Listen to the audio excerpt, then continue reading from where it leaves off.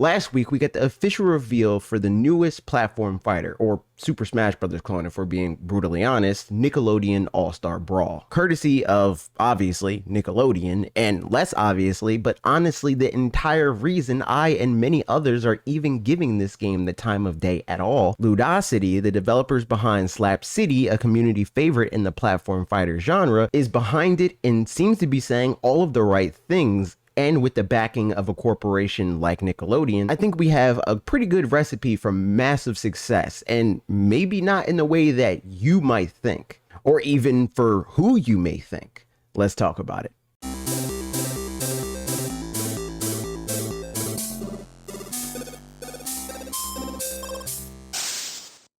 Something I've been saying for years and believe more and more with every year that passes is that Super Smash Bros. Ultimate has what it takes to become the biggest esport on the planet, and it doesn't have to be particularly close. That, of course, assumes it's something that Nintendo attempted to facilitate. Currently, when I think of the esports that dominate that space, they've become iconic as a result of their gameplay first and foremost, or in some cases like Overwatch or League of Legends, their character designs are strong enough to give the gameplay an assist in making the game more appealing during the early days of their history when they both were brand new IP with little more than the surface level of how appealing they were to look at and how engaging the gameplay was to garner the fan base they have today. All of that said, unlike other esports like League of Legends, Fortnite, or Call of Duty, Smash is pretty much uncontested in its genre. That's not to say others haven't tried, many have. Some have attempted to cash in with their own twists to the platform fighter genre with as many zigs to Nintendo's zags as they can naturally fit. Some have made love letters to the Melee era of Smash with characters that are original creations for their respective games, or indie darlings from fan favorite indie games, and the increasingly less common half-hearted attempts to use beloved characters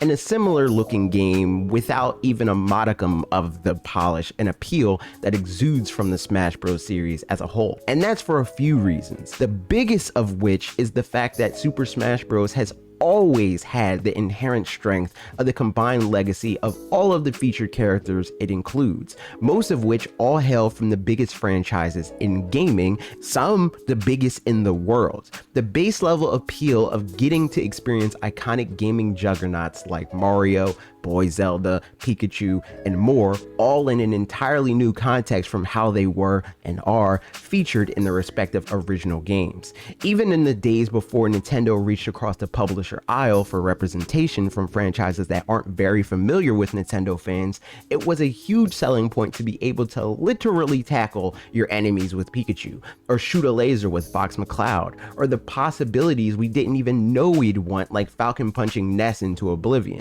And all of those iconic characters come part and parcel with a ton of iconic moves, movements, and sounds, and no game nails this as well as the Smash Bros. Games do with every release. And that may not seem like a massive factor at face value, but all of that attention to detail contributes to the premium feel of Smash when compared to other games like it. This is the missing piece of the puzzle when it comes to becoming a success in the platform fighter realm, other than being Super Smash Bros. Of course. And this is an entry point I am increasingly believing Nickelodeon could stand to leverage with their own IP. I still stand by the notion that Nintendo's IP are second only to the stable commanded by the Walt Disney Company, but Nickelodeon's own set of franchises are nothing to scoff at either. They also own several multi-million-dollar franchises that millions of people have grown up with and or continue to grow up with. As a 90s kid, I'm sure I could give you a brief idea of their impact, but I think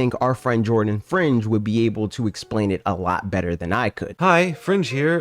Yeah, Nickelodeon is nothing to scoff at for their powerhouse of IPs under their name, both new and old. When it comes to the new stuff, having representation from their newer iteration of the Teenage Mutant Ninja Turtles, which that series alone with its illustrious history can be put to the test of most other IPs alone. But let's look at the Loud House 2, a newer Nickelodeon show that I didn't grow up with, of course, but so many are. It has quickly become one of the most successful new properties brought to the network network with 5 seasons so far and a movie coming out to Netflix this year. This show has proven that it's important to not just rely on older properties, but to take the risk for something new. And to see it have multiple characters as representation in the new game is a testament to that. But going old school, the library of 90s and early 2000s cartoons to pick from for this game opens up the door to an amazing initial roster, but maybe even some amazing DLC fighter packs to expand this game into a full-on Nickelodeon celebration. We are seeing representation from Ren and Stimpy with the Powdered Toast Man, a character that would sporadically make appearances on the show in commercial form or in the show itself. And aside from the meme factor of a buff dude with powdered bread for a head, it's an icon from the time that's instantly able to be called back to for the 90s kids who grew up with it. And it is probably one of the only real characters you can take away from Ren and Stimpy to apply its presence here. Having all real monsters represented feels like the most fever dream thing. This cartoon is burned in my brain, as there are many times that I have been mortified by the character designs alone. But they are monsters, they do have attitude, so representing them in a game like this does make sense. And honestly, it's just good to see that Nickelodeon has not completely forgotten about this show. But they're not the only representation from Klasky Supo, the animation studio behind so many of Nick's early catalog, including the aforementioned Ah Real Monsters, but Rugrats, Wild Thornberrys, As Told by Ginger, Rocket Power. Literally, they were involved so heavily in the crucial years for Nickelodeon to make the nostalgic memories we all know and grew up with. So to hopefully see so many of this catalog alone would show a real celebration for what grew and blew up Nickelodeon for the 90s. Obviously, SpongeBob is heavily represented. It's the network's most popular show, running for 20 plus years, has had 3 movies, dozens of video games, and now 2 spin-off shows as of 2021. It was clear we would see a large presence of SpongeBob characters represented here. Seeing stuff like Hey Arnold, which is my personal favorite cartoon of all time, put into the game shows to me that they care not just about the current day want of popular characters,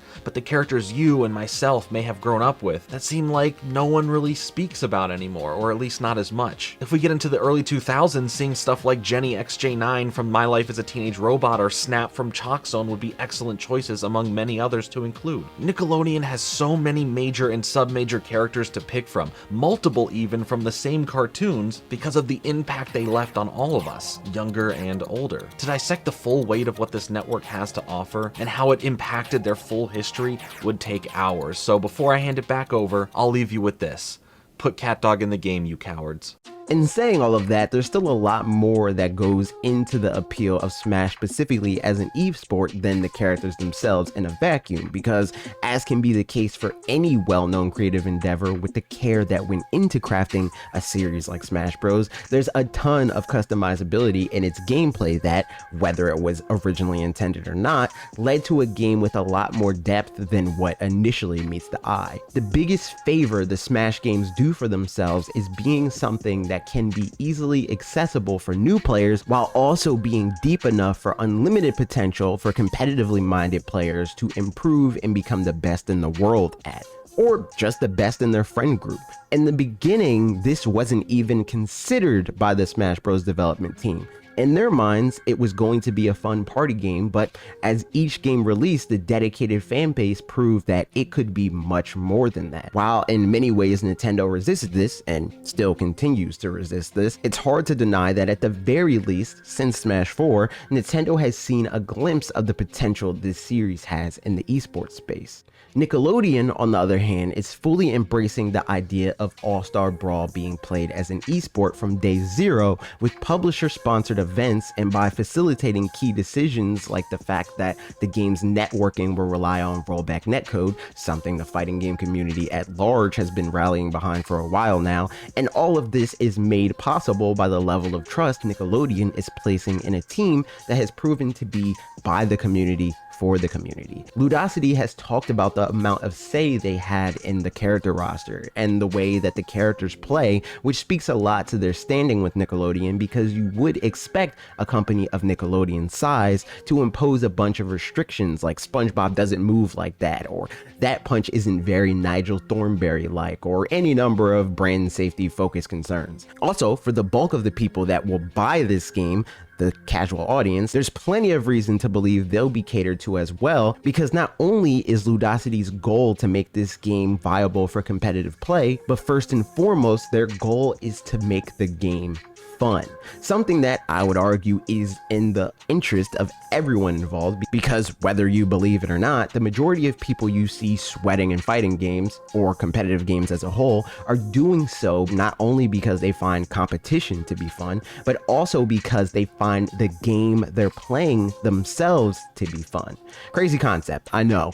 I can't say I see myself going all items on random crazy stages often, but it can definitely be a fun change of pace every now and then with the right people, personally. So when this game comes out, I do expect there to be a good deal of attention paid to that end as well. Assuming they stick the landing and make this game look fun to play in short bursts for all, and deep enough to play for years to come for those who are dedicated enough to do so, I genuinely believe Nickelodeon All-Star Brawl could be a game that applies pressure to Nintendo, and that could in turn open their eyes to the value of supporting a community in this way. In my opinion, the business decisions Nintendo makes that people seem to be endlessly baffled by are actually pretty straightforward. Take Smash for example. Right now, their approach to marketing the game is to showcase it in a way that showcases as much of what the game has to offer to the bulk of the people buying it. This is why, even in an era where they are beginning to embrace competitive play,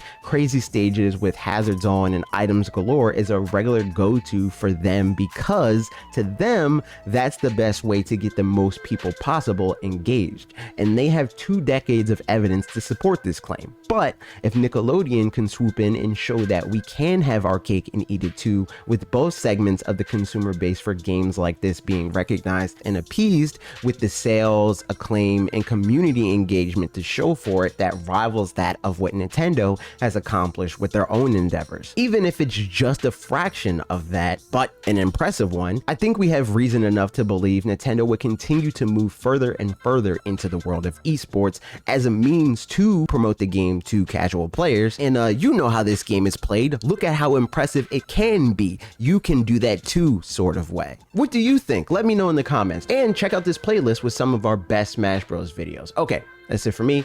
See you next week.